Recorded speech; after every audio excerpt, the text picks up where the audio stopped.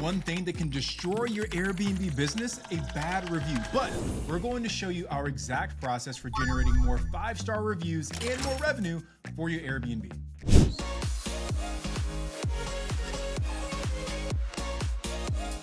We are the Real Estate Robinsons.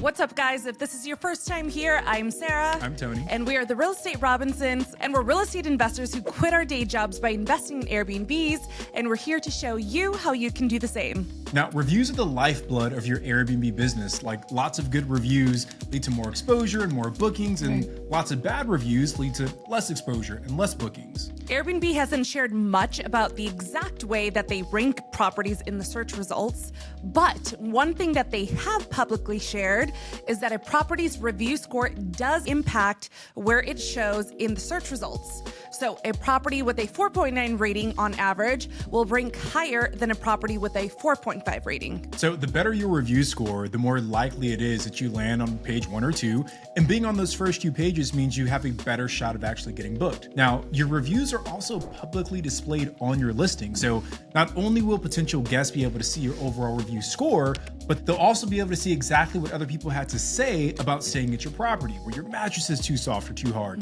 Did the kitchen lack basic cooking amenities? Were they stuck outside for 2 hours because you weren't answering and they couldn't figure out how to get through the front door? All of those moments get captured and shared for the world to see. And a string of negative reviews can have a pretty severe negative domino effect on your property. A lower review score means that instead of your listing showing up on page 1, you're showing up on page 7 now. And showing up on page 7 means that fewer people see your property. And since your low review score is publicly posted on your listing, the few people who actually click on your listing are less likely to actually book your property. And all of this combined leads to less revenue for your Airbnb. So hopefully this quick breakdown has convinced you of just how important your review score is. Now, let's break down how Airbnb reviews actually work. An Airbnb review actually consists of 4 different things. First, you have your public review, which is the actual written review by the guest that gets displayed on your listing for everyone to see. Second, you have a private review, which is written by the guest, but it's literally only visible to you to see as the host. Third, you have your overall rating, where the guests can rate their overall experience with your Airbnb. And fourth, there are 6 subcategory ratings where the guests can rate your Airbnb on smaller details. Both the overall and subcategory ratings range from 1 being the worst to 5 being the best. And the 6 subcategories are check-in, cleanliness, communication, location, accuracy, and value. Now, for the rest of this video, we're going to break down what each of the subcategories mean and what steps you should be taking to get a 5-star rating for each. First up is your check-in rating. Here, the guest scores you on how easy it is for them to gain access to your property at the start of their stay. So a smooth check-in with no problem gets a 5, obviously, and a rough check-in with issues getting inside gets a 1. There are 5 different things you should be doing as a host to get 5 stars for check-in. First, send check-in instructions to your guests more than once.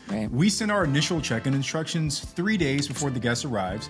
We break down all the ins and outs of what they need to know about their stay. But honestly, the truth is a lot of people don't like to read check-in instructions. So we also resend a shortened version of the check-in instructions on the actual day of check-in. And the shortened version just has like the most important information, like their code, a link to the digital guidebook, a reminder of what the check-in time is, and any special instructions on how to get to the property. So it's like a bullet point style. Now, it's super important to highlight check-in time. Some people will arrive before check-in and either meet your cleaner who might be still working at the property, or maybe their code doesn't work because it hasn't activated yet. So it's always important to over-communicate when they can access the property. Number 2, use a keyless entry pad. It's easier for you and your guests to use a keyless entry pad. Your guests don't have to worry about fumbling around with the lockbox, and you don't have to worry about guests accidentally misplacing the keys. Number 3, set the check-in code to be the last 4 digits of their phone number. If a guest forgets their code and inputs the wrong one too many times, it'll actually disable the keypad altogether, meaning they can't get in, and then they'll have like really bad issues. So setting their code to match their phone number makes it just way easier for them to remember and really reduces the chances of locking themselves out. Now, number 4, have a backup physical key. If for whatever reason your guest can't use the keyless entry pad to get access, or you're unable to remotely unlock the door, you should always just have a physical backup backup somewhere. That way you can give your guests the code to the lockbox and allow them to quickly get into the property. And finally, number 5, be readily available on check-in day and time. You want to really make sure that you're keeping an eye on your phone for any messages from the guests around check-in time. And the absolute worst thing for a guest is to arrive on vacation to your property, run into some sort of issue getting in, and then not being able to get in touch with you. So if you knock out all 5 of those things, you'll set yourself up for a 5-star check-in score. So that is the first subcategory. Yay. We have 4 more to go over with you. And the next one is probably the most important subcategory. So be sure to stick around. But first, we want to ask you a quick question. Do you feel like you need someone to work with you side by side as you buy that first Airbnb? Someone who's done it plenty of times themselves and can give you the exact process to follow.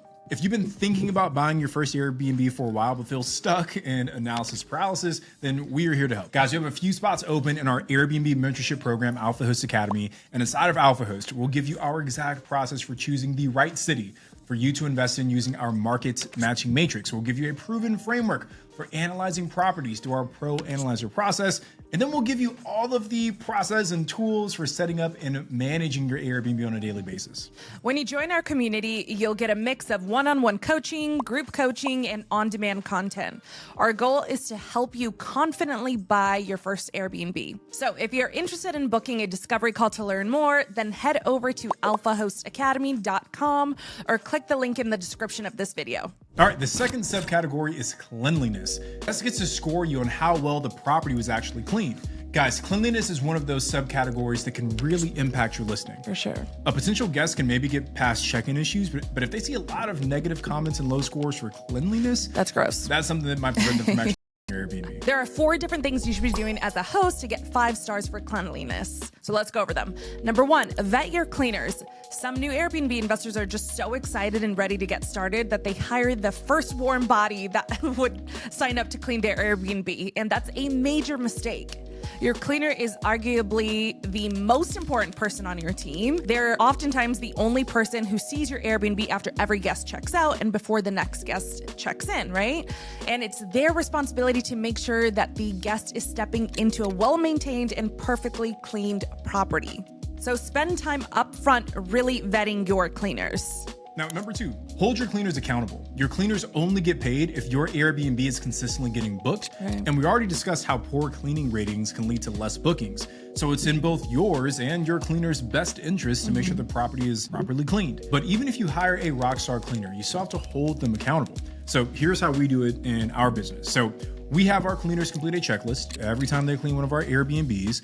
And along with that checklist, they also have to submit photos of the work they completed so we can visually see the work that's being done. And as part of our internal processes, we review every single one of those checklists before a guest actually checks into the property. Even if you don't implement the checklist system, you can still hold your cleaners accountable by tying their compensation to their performance. You can offer things like bonuses if they earn a certain number of 5 stars for cleanliness. And you can charge them back for any reviews that are less than 4 stars where it was clearly the cleaner's fault since it wasn't clean, right? Let's say they forgot to take out the trash or that towels were left in the washer or dryer. Make sure your cleaners know what the reviews are saying about their jobs as the cleaner, right? And support them, right? Work with them and push them to strive for those 5 stars every single time. Number 3, take care of your cleaners. Cleaners will work harder for you if you do your best to take care of them.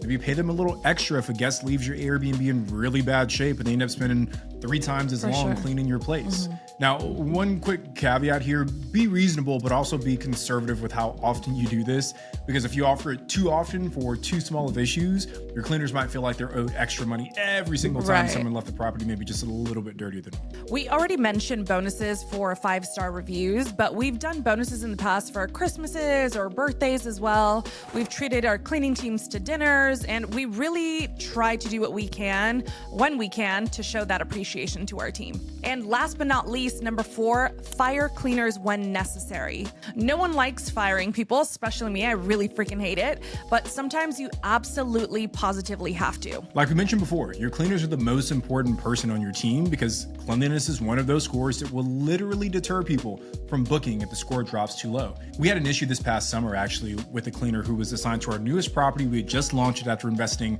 $100,000 into building a pool and redoing the backyard, and we got a string of bad reviews because the cleaner wasn't on her A game. Yeah. And it was tough, but we made the call to let her go. And since then, the reviews on that Airbnb have been solid. So those are 4 ways you can really work to get more 5 stars for cleanliness. But one last note. Sometimes a guest will leave 4 stars for cleanliness, but offer no reason as to why. They won't say anything in their private review to us. They never mentioned anything in the messages during their stay, and they don't reply when we ask for feedback.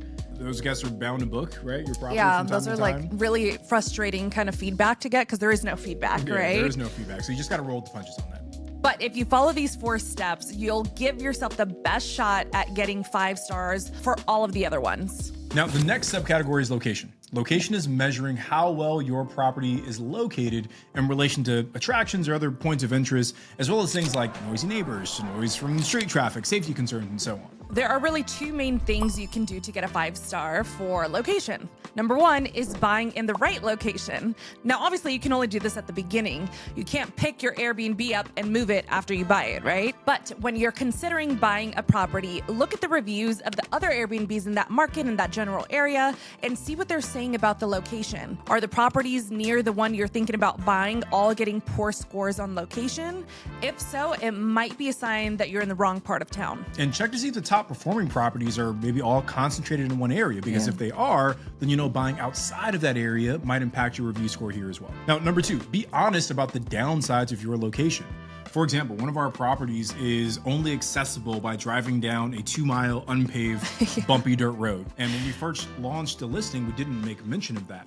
But after a few reviews came in with people complaining about the bumpy road and scoring us poorly for location, we went back and revamped the listing to highlight the bumpy road. And we almost made it like an amenity, a perk. Because it was like you get to go to this remote Airbnb and this experience in the desert bumpy road. It's like off-roading, you know? So even if your location isn't ideal, you can get better review scores by being transparent and setting the right expectations for your guests up front. If your property is down a bumpy dirt road like ours, then just be straight up and say that. If your neighbor has a dog that just barks a ton, then say that. We have a listing that we say that. If there's noise in the early morning from street traffic below, then say that. Because at the end of the day, that's what the review system is really about. What were the guest expectations and how well did your Airbnb meet those expectations? So the better job you can do at setting realistic expectations for your guests before they book, the better shot you have at meeting those expectations and getting a 5-star review. Now, before we keep moving, guys, we'd really appreciate it if you give this video a thumbs up, subscribe to our channel, hit the bell for notifications. Every new subscriber does mean a ton to us. And guys, we got to go get into 100,000. We just cracked, I think, 49. So we're 49% to our goal. So if you're enjoying, please subscribe, share with someone as well. All right, guys, we also have a totally free download for all of our subs. If you head over to the realestaterobinsons.com/calculator, we put together a free tool that helps you analyze properties you're considering buying as an Airbnb. Subcategory number 4 is accuracy. So here the guest is rating you on how well your digital listing, the one they saw before they booked your property, and your photos and your description, matches the actual physical space that they walked into. All right, and there are really 2 solid ways to get 5 stars for accuracy. Number 1 is making sure your amenities are accurate. We launched a listing a couple of years ago, and when we take a new listing live, instead of creating that Airbnb listing from scratch, we'll just duplicate a listing that we already have in that market and then just make whatever changes we need to the new Airbnb. So it's way quicker to do it that way because a lot of the information is already the same. So bam, copy paste pretty much. So we did that when we took this new Airbnb live. We duplicated an old listing and then we made the changes we needed. But there was a major problem, something we missed. So this new Airbnb did not have a hot tub. We ordered it, but it hadn't arrived yet. Yeah. And instead of waiting for it, we just took it live and then planned to update the listing once we got the hot tub installed, right? We've done it plenty of times before. Wasn't a big issue. Problem was, the Airbnb listing that we copied did have a hot tub, and we copied the listing over it, but we forgot to remove the hot tub as an amenity. Now, the hot tub wasn't mentioned in any photos. It wasn't in the listing description. It wasn't mentioned anywhere except as an amenity on that list of amenities, right? So you guys can probably guess where this is going. So we get our first booking, and immediately after checking in, the first guest is like, "Where's your hot tub?" We're like, huh? Yeah, needless to say, he did not leave a good review.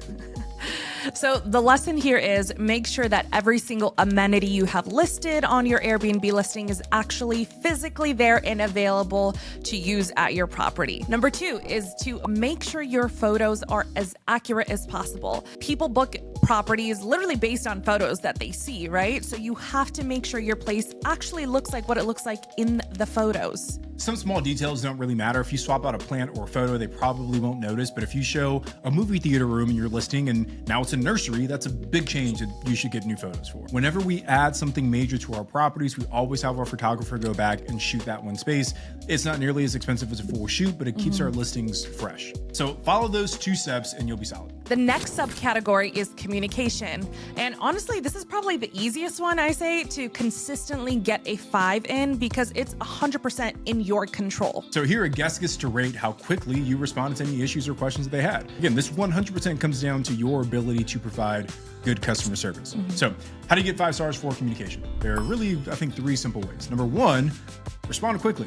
All right, the expectation we've set for our team is that any message we receive from a guest must be responded to within 2 minutes. Even if we don't have the answer, we still need to acknowledge the guest's concern and let them know that we're working on it. Number 2, keep them updated. As you're working on solving whatever problem the guest brought to your attention, just keep them updated along the way. So something like, hey, Sarah, just wanted to let you know that I already reached out to all of our cleaners/maintenance to see who can drop those supplies off for you that you're requesting, and I'll let you know as soon as I hear back. Those types of messages take minimal effort, but have a huge impact on keeping the guest happy. Number 3, just be friendly. All right, this is a more personal choice for me and Sarah, but some people may want to keep their communication style more professional and corporate, but we always try and communicate with our guests as if they were our friends. Not to the point where it's like unprofessional, but we definitely strive for a more like warmer touch. Warmer, friendly, casual tone. Now, we can't say with confidence that it leads to more 5-star reviews for communication, but we do feel that people generally are willing to leave better reviews when they feel like they're talking with an actual person as opposed to, someone just working for a big company. All right, so we've covered 5 of the 6 subcategories. So we're going to hit this last subcategory, and then we'll share how to score 5 stars for your overall rating, which is the most visible to potential guests. So the last subcategory is value. And this is measuring whether or not your Airbnb was worth the price the guest actually paid for. Now, all the subcategories are a little subjective, but value is really subjective because everyone puts a different value on their money and their time. And to some, paying for your Airbnb might have taken months or years of savings. And for others, it was a last-minute trip they booked on a whim without thinking about the cost. So those are the things you're competing with that you try and get 5 stars for value. Now, how do you get 5 stars for value? 2 things. First, again, it comes back to setting the right expectations, clearly communicating your check-in and checkout times. Sometimes your guests will complain about this, but the more you communicate up front, the more likely they are to take notice. So we recently received a review with a 1 star for value. It doesn't happen often, but every once in a while you get guests that are hard to please. And this guest complained about all of the things that we had already kind of clearly communicated before he booked. Yeah, like, girl. Yeah, he said that he wished that there was an earlier check-in time and a later checkout time. He said that the outside lights had to be turned off by 11 p.m. And then he complained about our cleaning fee. Guys, these are literally all things that are very clearly listed on our listing profile before they book. Like the check-in and check-out times are posted. The city code, and we say this in the listing, enforces us to turn off the lights after a certain hour. And the cleaning fee is also something you see before you book as well. So my point is... Bye, Felicia. Communicate. That's how you drive value, but even still, sometimes it's going to be hard to please some folks. Now, one other thing you can do is to try and offer some surprises to your guests. We have a friend who has a secret movie theater at his Airbnb, which is like crazy, but it's not mentioned anywhere in his listing. And he specifically asks the next guest to not mention the movie room so he can keep it secret in the reviews. Like he tells them, don't talk about it in your review. So when guests show up, right, they feel like they got more than what they paid for because all of a sudden, what the heck, there's a secret movie room? So that's super cool. We've never taken it to that extreme, but we do little things, right? Like recently we had a guest ask if we had a pump. We have a pool. We didn't have a pump for like her floaties. Yeah. So, one Instacart order and $20 later, we had a pump that just showed up at the front door. And, it was a small gesture, but it was extremely well received. So again, value is tough because it's so subjective, but the more you deliver on the other subcategories, the easier it is to score here, guys. So, all right, we've hit all the subcategories. The only thing left is your overall rating. Now, with the overall rating, your guests are judging the overall experience that they had at your Airbnb. So all things considered, just how happy were they that they booked your place? Like, how much did they enjoy staying there? And honestly, if you get 5s in all the subcategories, you typically get a 5 overall. Yeah. And aside from 5s in the subcategories, there's only one thing we really do to try and get 5s for overalls, and that's educating our guests. Number 1, we let the guests know how important our reviews are. When we ask for a review, we tell the guests how important good reviews are to the health of our Airbnb business. And second, we do our best to share what we believe constitutes a 5-star stay. Yeah. We actually have little pictures that we either put like on fridge magnets or sometimes they're in frames that we put up around the property that lets guests know what we believe the different star ratings actually mean. So we actually include this in the property when we ask for a review and in the messages as well. So we say 5 stars means perfect doesn't exist, but we were happy. 4 stars means several issues need to be fixed. 3 stars, several major issues need to be addressed. Number 2, close down the listing. Number 1, put the host in jail immediately. It's a little humorous, right? But it communicates the point that 5 stars doesn't mean that everything was literally freaking perfect, but that they were still really happy that they booked our place. It's hard to say how much of an impact this has actually had, but we still do it as a best practice. So that's our process for trying to get more overall 5-star reviews. So guys, we hope you can take a few of these strategies and implement them into your property. And again, before we go, connect us on Instagram at Tony J. Robinson. My lovely wife is at Sarah Rad Robinson. If you're on TikTok, follow us there at The Real Estate Robinsons. Again, guys, if you like what you heard in this video and you really want someone to take your hand, help you out as you're looking to buy and build and scale this Airbnb business, book a free call with our team, literally 15 minutes, and no commitments needed. Head over to alphahostacademy.com and click the link in the description. If you have any follow-up questions, please drop a comment below and we'll do our best to answer. That's it for today, guys. I'm Sarah. I'm Tony. And we are The Real Estate Robinsons.